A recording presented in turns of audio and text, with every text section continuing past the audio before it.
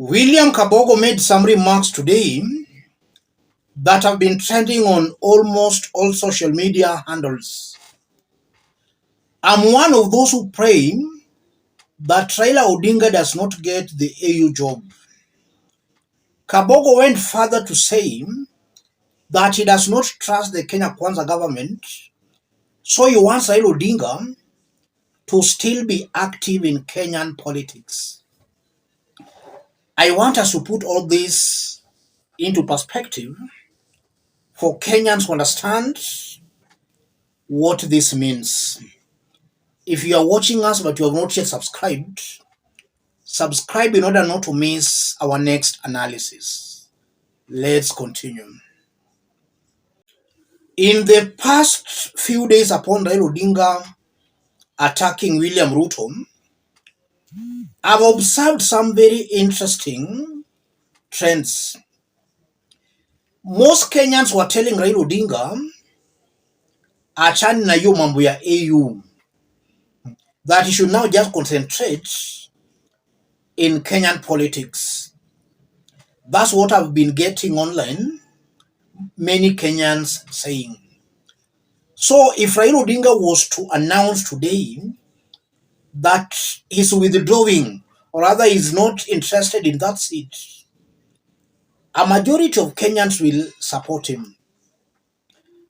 I also remember upon Raila Odinga making it clear that he was going for that seat, some of his supporters were not happy. But as time went by, they embraced it and started supporting Raila Odinga. So it's true that if today Raila Odinga announced he's not interested in that seat, Kenyans will support him. If he says he's still interested in that seat, Kenyans will still support him. That's what I've observed. And that in itself confirms that Kenyans trust Raila Odinga.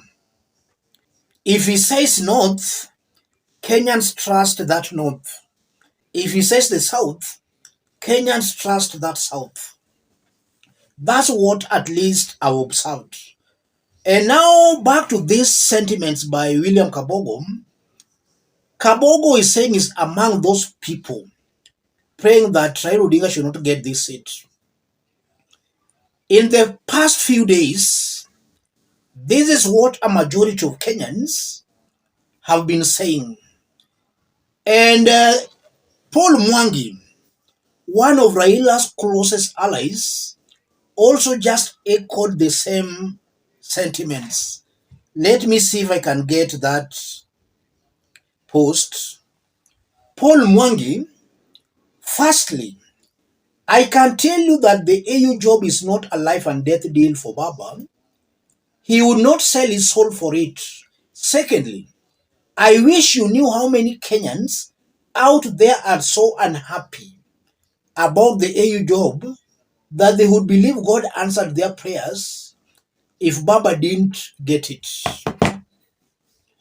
Yes, that's Paul Mwangi. In the past few days, Kenyans have been voicing similar sentiments. Let's dig deep into this, ladies and gentlemen. William Kabogo are people who are sitting on the fence. They are trying to watch from afar how things are going. As much as they are not happy with Ruto's government, they can't come out strongly to oppose that government. They are just sitting on the fence. And we have many of such leaders who are just observing things from the fence. These people were quiet. Upon Raila Odinga making the remarks he made on Friday, I'm seeing very many leaders have now come out to start supporting him. And some Kenyans had even forgotten the likes of Gitobu Manyara. So it appears that a whopping majority of Kenyans are not happy with Ruto, but they are not brave enough to come out to oppose Ruto's government. And that might imply, even on the ground, there might be that silent majority. They are praying day in, day out for something to happen, something that can kick this government out of power. There is that silent majority who are seriously against this government, but they cannot come out in public or openly to show their opposition. It's true, Ruto has failed from all fronts. Nothing is working in this government. And yesterday, Kenyans were shocked in Kisii to see TSC appointment letters being dished out at a church function, a fundraising church function that was attended by Silvanus Osoro. And the people who were distributing those TSC appointment letters were Kenya Kwanza leaders. So you are seeing that almost all the institutions, all the arms of government have been politicized. That's how low Ruto's government has stooped. Be it DCI has been politicized, the police is politicized, anti-corruption politicized, the judiciary is also being politicized. Parliament is no longer independent. It's being controlled from State House. The judiciary is now being politicized. So Ruto's government is working very hard to kill all institutions and all these arms of government. And I've always described Ruto's government here as a very incompetent government.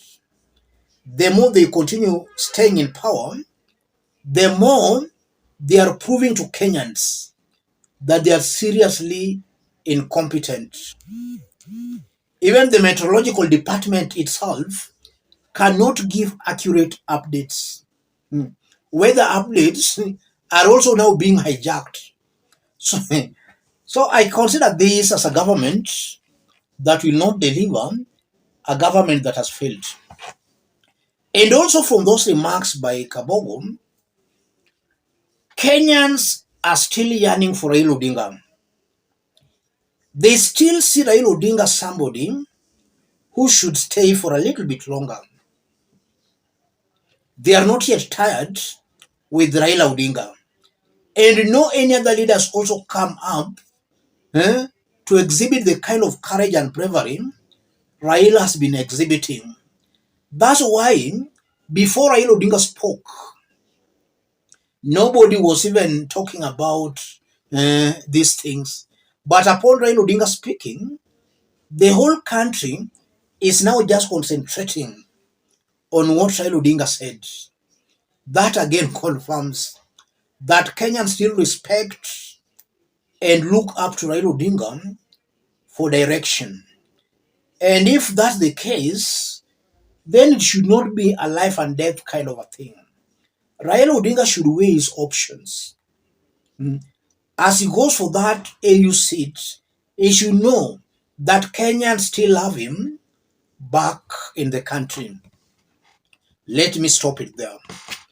If you are watching us but you have not yet subscribed, subscribe, give the video a like. And to those watching us outside Kenya, drop a comment, let us know from which part of the globe you are watching us from. If possible, subscribe, give the video a like. Thank you. God bless you.